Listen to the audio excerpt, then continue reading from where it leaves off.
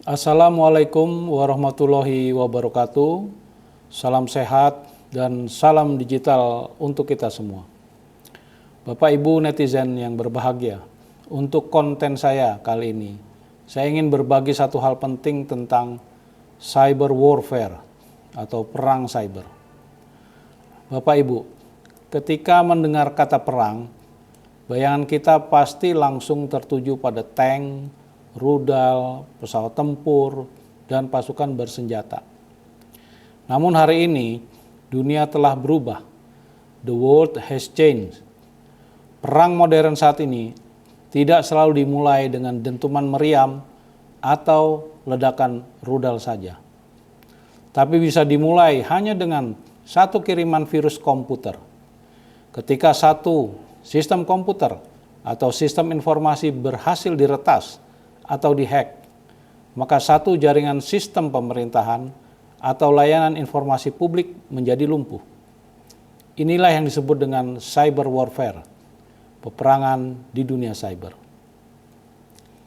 Sehingga kemudian muncul pertanyaan sederhana, sudah siapkah kita menghadapi cyber warfare?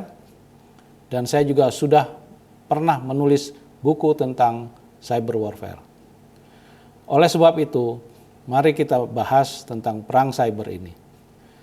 Perang jenis ini tidak terlihat, tidak ada asap, tidak ada dentuman, tidak ada ledakan, tetapi dampaknya bisa melumpuhkan satu negara dalam hitungan jam. Dan ini bukan teori, ini suatu kenyataan. Ada beberapa contoh perang cyber yang mungkin dapat kita jadikan pelajaran. Yang pertama, pelajaran dari konflik Rusia-Ukraina.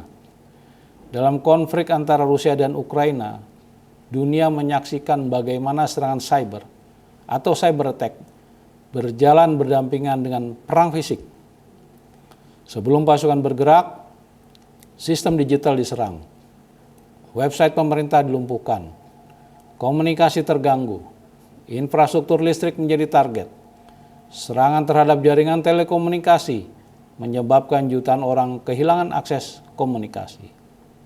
Selanjutnya listrik padam total berkepanjangan, sehingga rumah sakit terganggu, sistem pembayaran tidak berfungsi, sistem perbankan juga tidak berfungsi, sistem transportasi publik kacau, sistem informasi simpang siur menyebar, padahal tidak ada satu peluru pun diletuskan, tapi mampu menyebabkan stabilitas nasional terguncang.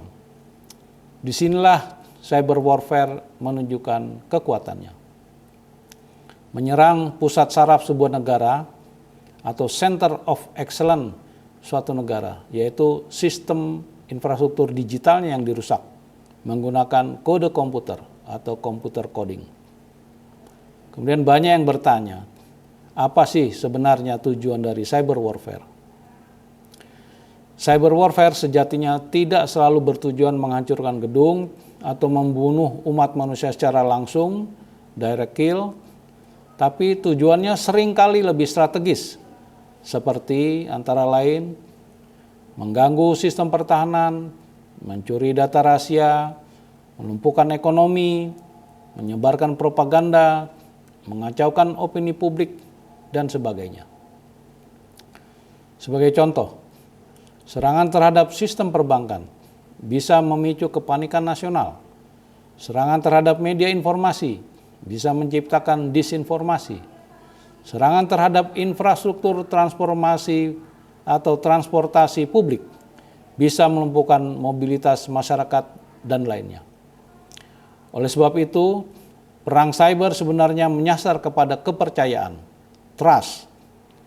Ketika kepercayaan sudah runtuh, maka stabilitas pun ikut runtuh.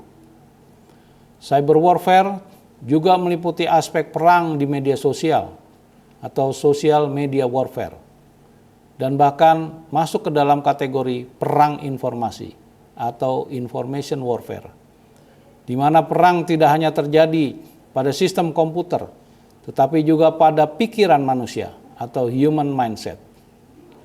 Contohnya, teknologi AI yang disebut deepfake itu bisa membuat suatu video palsu, fake video, di mana seolah-olah seorang pemimpin negara menyatakan perang, padahal itu hoaks atau bohong. Dan celakanya, dengan menggunakan bot-bot otomatis, bisa menyebarkan konten deepfake hoax tersebut dalam jutaan pesan dalam waktu singkat. Tujuannya jelas, membuat masyarakat panik, membelah opini publik, menurunkan moral dan mengganggu stabilitas nasional. Apalagi di era perang modern saat ini ada moto, siapa menguasai informasi, mengontrol dunia. Who control information, control the world. Ditambah dengan hadirnya artificial intelligence, ancaman perang cyber menjadi lebih kompleks lagi. Karena teknologi AI bisa dapat digunakan untuk antara lain mengotomatisasi serangan phishing dalam skala besar, menganalisis celah keamanan cyber dalam hitungan detik, membuat propaganda digital yang sulit dibedakan dari fakta, mengembangkan malware yang adaptif, dan sebagainya.